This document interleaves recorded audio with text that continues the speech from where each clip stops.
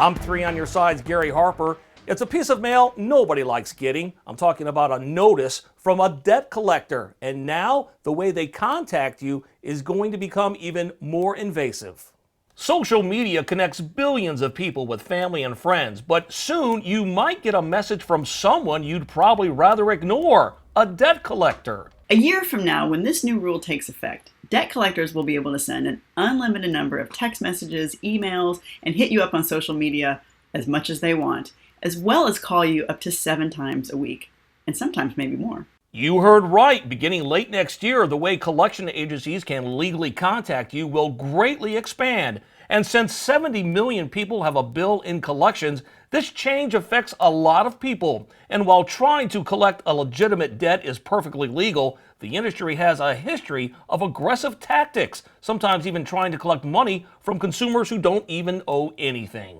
The problem is, debt collectors are notorious for hounding consumers over debts that have already been paid off or were never even owed in the first place.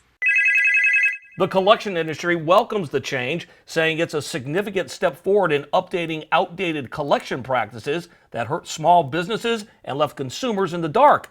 Even with these changes, there are still consumer protections to guard against aggressive, unfair, and even illegal collections. For example, Consumer Report says if a debt collector contacts you, request verification of the debt. You can expect to receive information on that debt in the mail within about 5 days of your request. And many states have a statute of limitations on how long debt can actually be collected upon, typically between 3 and 6 years, after which you no longer need to pay on it.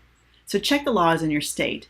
Do not pay any part of the debt until you are certain that you owe it. Otherwise, you could accidentally revive old debt you no longer owe.